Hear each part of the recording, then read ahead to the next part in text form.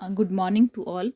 Last के एक दो लेक्चर्स में हमने डिस्कस किया था कि नॉलेज क्या है, ज्ञान क्या है, और ऐसे कौन कौन से सोर्सेस हैं जहाँ से ज्ञान की प्राप्ति की जा सकती है। और हमने साथ में यही भी देखा था कि जो ज्ञान है वो एक ऐसा स्वरूप है जिस जिस जो हमें ज्ञात होता है और जिसको हम संचित करके रख लेते हैं। हमें कुछ एक सोर्सेज हमने डिस्कस किए थे कि इंट्यूशन के द्वारा भी हम किसी चीज़ के ज्ञान को प्राप्त करते हैं। कुछ सेंसरी एक्सपीरियंसेस भी हैं हमारे, और कुछ रीजनिंग तर्क भी हैं। इसी के इन्हीं सोर्सेज के आधार पर आज कुछ एक थ्योरीज हम डिस्कस करेंगे कि जिनके द्वारा जो बच्चे हैं उनके ज्ञान के निर्माण हो सके, या फिर ऐसे सिद्धांत जिनके द्वारा बच्चों को ज्ञान दिया जा सके। तो इसमें कुछ एक थ्योरीज तो आज हम डिस्कस करेंगे। Theories of children's construction of knowledge, कि बच्चों के ज्ञान के निर्माण के सिद्धांत, कि अगर बच्चों में हमें ज्ञान का निर्माण करना है तो ऐसे कौन कौन से सिद्धांत हैं जिनके थ्रू हम ज्ञान प्राप्त कर सकते हैं। इसमें हमारे पास जो फर्स्ट थ्योरी है वो है थ्योरी ऑफ इम्प्रिसिज्म। इम्प्रिसिज्म मीन्स अनुभववादी सिद्धांत। जो अनुभववादी सिद्धांत है उसके अनुसार जो एक्सपीरियंस है, जो अनुभव है, वो ही हमारे ज्ञान की जननी है। कि किसी अनुभव के द्वारा हम ज्ञान प्राप्त करते हैं, इसलिए कहा जा सकता है कि जो अनुभव है वो ही हमारे ज्ञान की जननी है। जो ये थ्योरी है अनुभववाद, इसके जो अनुभववाद के जन्मदाता हैं वो हैं ब्रिटिश दार्शनिक हैं जॉन लॉक। और जॉन लॉक कहते हैं कि जन्म केस में बालक का मन एक कोरी पट्टी या कागज़ के समान होता है जिस पर कुछ भी लिखा जा सकता है। जैसे जैसे जो बाहरी जगत है उसके संपर्क में बच्चा आता है और सेंसेशंस के रूप में जो चीज़ें हैं उनको अपने मस्तिष्क की जो खाली पट्टी है उस पर अंकित करता जाता है। मीन्स जो भी बाहर से वो गेन करते हैं, जो भी पिक्चर्स हैं, जो उसकी संवेदनाएं हैं, उनके थ्रू जिन चीज़ों के संपर्क में आता है वो सारी चीज़ें उसके मस्तिष्क में छपती जाती हैं। मीन्स उस चीज़ का वो नॉलेज लेने शुरू कर देता है। और ये कह सकते हैं हम कि जो हमारी ज्ञान की सामग्री है वो बाहर से ही आती है, क्योंकि जो ज्ञान है वो इननेट नहीं है, इनबॉर्न नहीं है, जन्मजात नहीं है। ज्ञान को अर्जित किया जा सकता है। All knowledge is acquired through experience. और जो सारे का सारा जो नॉलेज है वो एक्सपीरियंसेस के थ्रू, जो अनुभव हैं उनके थ्रू अर्जित किया जा सकता है। ये तो जो थ्योरी थी हमारी अनुभववादी सिद्धांत था, इसमें ऐसा कहा गया था। लेकिन सभी दार्शनिक ऐसे नहीं हैं जिन्होंने ऐसा कहा है कि सिर्फ एक्सपीरियंसेस के द्वारा ही बच्चा एक नॉलेज गेन कर सकता है। कि जो अनुभव, जो हमारा जो ये अनुभववाद का सिद्धांत है, इसमें तो ऐसा है कि जो मनुष्य है उसकी जो विभिन्न सेंसेस हैं, जो ज्ञानेंद्रियां हैं, उनके द्वारा जो सेंसेशन होती है और उस सेंसेशन से, संवेदनाओं से अपने अंदर जो भी वो ग्रहण करता है, इस सिद्धांत में इस बात की पुष्टि की गई है। जो नेक्स्ट सिद्धांत है हमारा वो है theory of rationalism. Rationalism means बुद्धिवाद का सिद्धांत।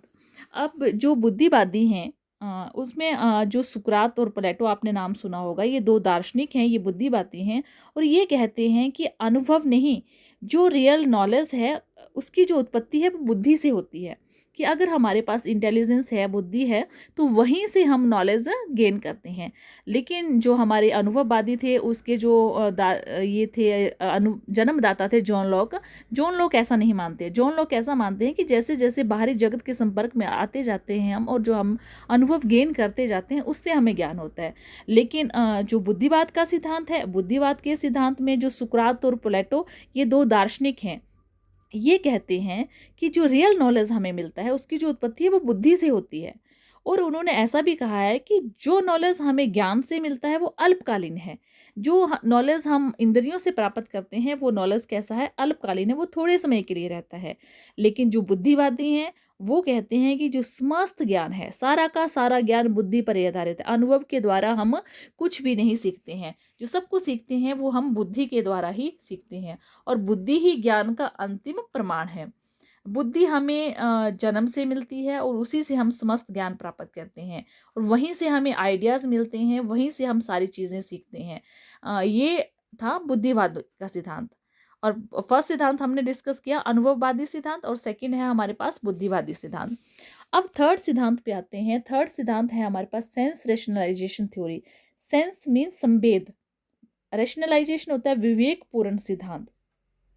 ये जो सिद्धांत है, जो थर्ड सिद्धांत है, ये हमारा दिया गया है अरस्तु के द्वारा। अरस्तु भी एक दार्शनिक हैं। फर्स्ट हमने डिस्कस किया था, फर्स्ट किसने दिया था अनुभववाद का सिद्धांत किसने दिया था? ये दिया था जॉन लॉक ने। और जो रैशनलिज्म का था ये दिया था हमें सुकरात और प्लेटो ने सिद्ध भी किया था। और जो थर्ड आता है हमारे पास वो है सेंस रैशनलाइजेशन थ्योरी, मीन्स संवेद विवेकपूर्ण सिद्धांत। ये जो सिद्धांत है जो अरस्तु द्वारा किया गया, तो अरस्तु ने जो अनुभववाद है और जो तर्कवाद है, बुद्धिवाद है, उनको स्वीकार नहीं किया है। उन्होंने ऐसा नहीं माना है, वो ऐसा मानते हैं कि ना तो अनुभव के द्वारा हम ज्ञान की प्राप्ति कर सकते हैं और ना ही हम बुद्धि के द्वारा। उन्होंने ऊपर जो हमने डिस्कस किए दोनों सिद्धांतों को स्वीकार नहीं किया है। जो अरस्तु हैं वो मानते हैं कि जो भी चेतन सामग्री है उसकी जो क्षमता है वो तर्क के द्वारा उसको वास्तविक बनाया जा सकता है।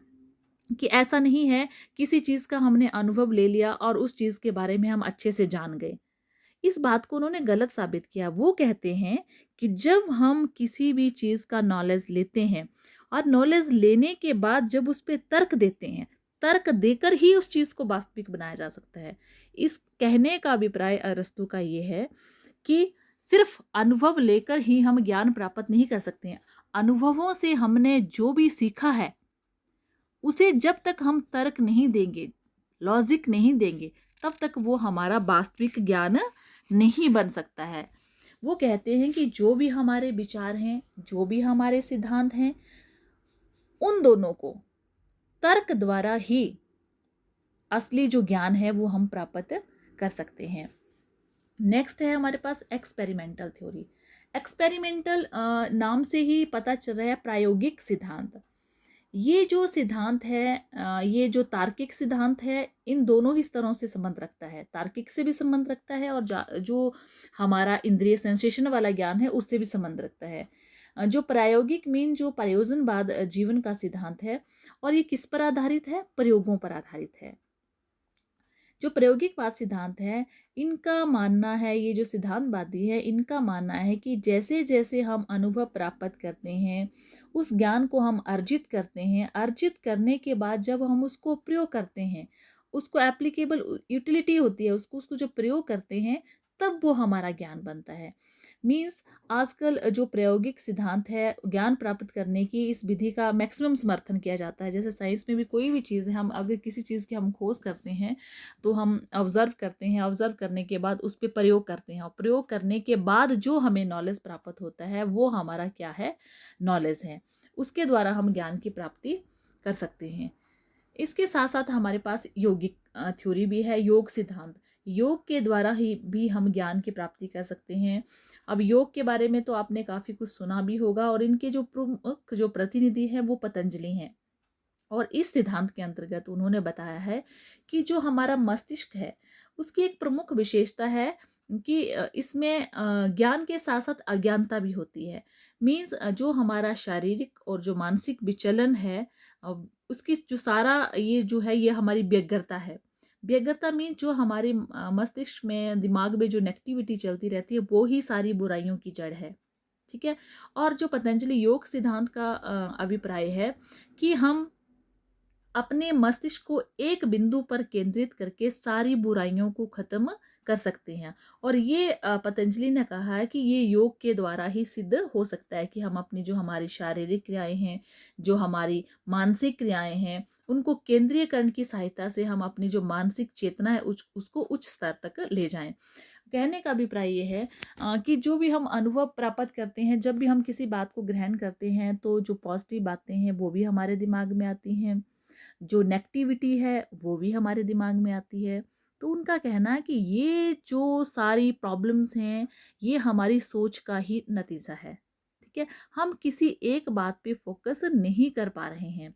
तो बच्चों को अगर हमने किसी प्रकार का नॉलेज देना है तो बच्चों को उस चीज़ पे फोकस करना होगा। जिस चीज़ के बारे में हम बच्चों को सिखाने जा रहे हैं उस पे ही उनका ध्यान केंद्रित करना होगा। तो इस सिद्धांत के अनुसार क्या है कि योग के द्वारा हम अपने ध्यान को केंद्रित कर सकते हैं, जो नेगेटिविटी, सारी जो बुराइयां हैं उनको दूर कर सकते हैं, और इस प्रकार हम ज्ञान की प्राप्ति कर सकते हैं।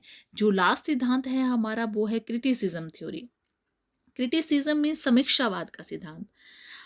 आज मतलब जो भी दार्शनिक हैं, जो दार्शनिक प्रणाली हैं, वो जो बुद्धिवादी की प्रणाली है या अनुभववाद को मानते हैं, कुछ एक हैं जैसे अरस्तू हैं, वो अनुभववाद और बुद्धिवाद को नहीं मानते हैं।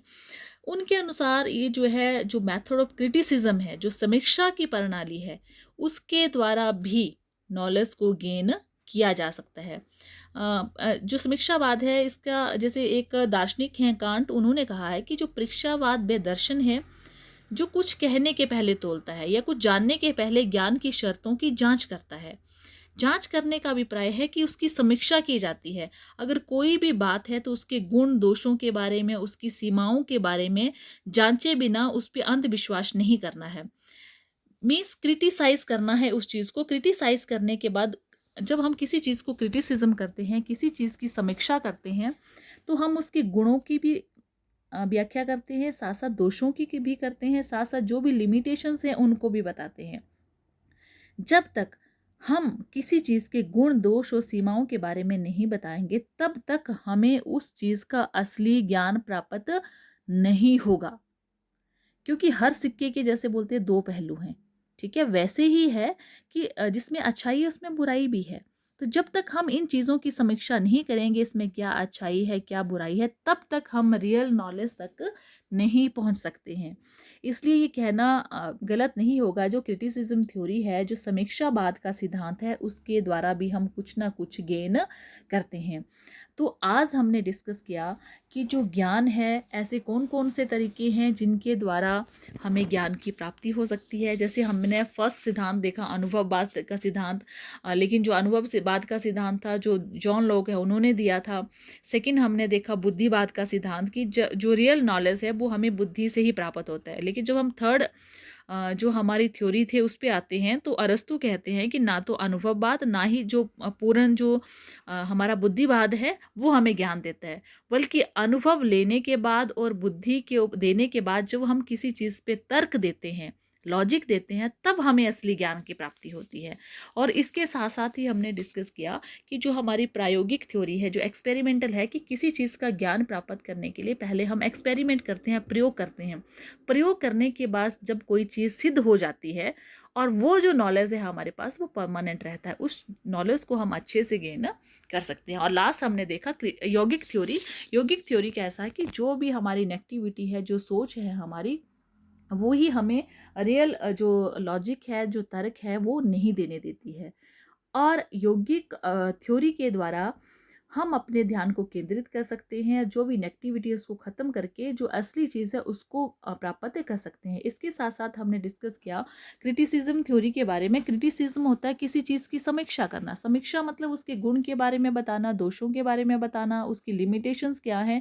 जब सारी बातों पे हम डिस्कस करेंगे तभी हम उस चीज़ के रियल नॉलेज को गेट कर सकते हैं। तो आज की लेक्चर में अगर किसी को कोई भी प्रॉब्लम है तो वो मुझे कॉल भी कर सकते हैं या फिर व्हाट्सएप में मैसेज कर सकते हैं, कोई प्रॉब्लम है कि हमें समझ नहीं आया। Thank you.